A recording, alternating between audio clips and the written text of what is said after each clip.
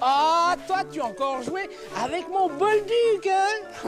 Regarde, ah, tu te ferais presque une perruque, quoi. On dirait un petit lutin. Ah, ben d'ailleurs, je vais te raconter l'histoire d'un petit garçon slovaque. Oui, c'était quelques jours avant Noël, en Slovaquie.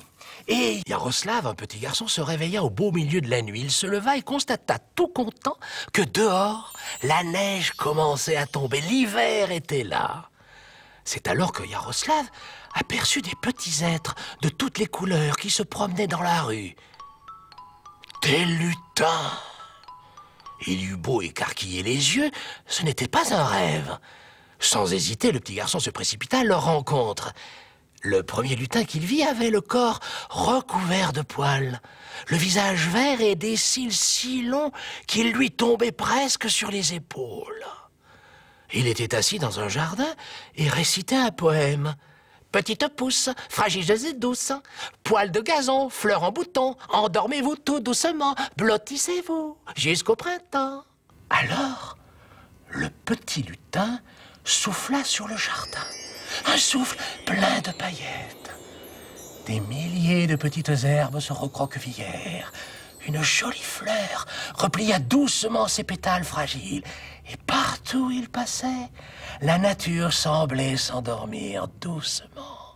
Yaroslav se frotta les yeux. Un peu plus loin, au milieu de la rue, un autre lutin se mit à réciter.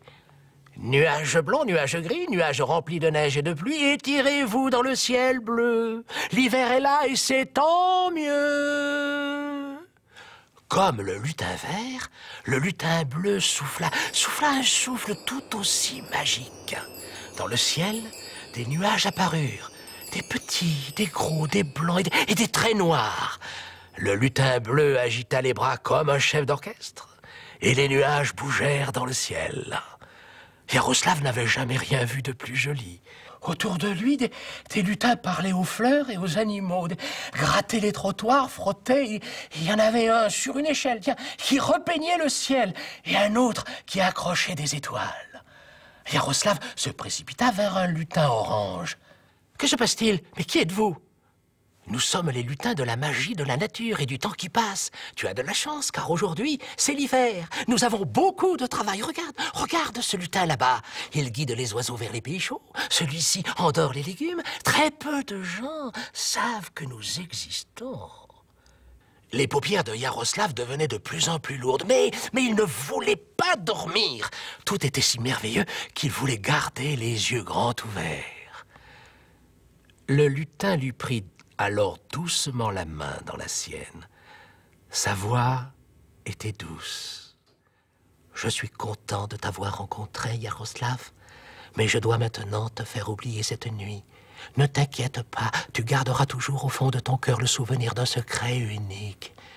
Bonne nuit, Yaroslav. »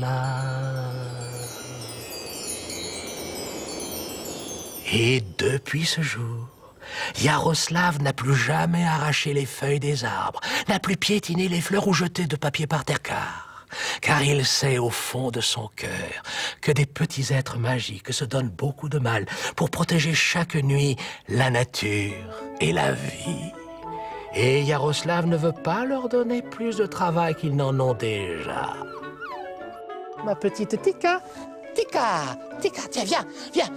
Mais il faut absolument faire les cadeaux pour les petits Slovaques. Allez, viens, Tika, viens vite. Allez, suis-moi.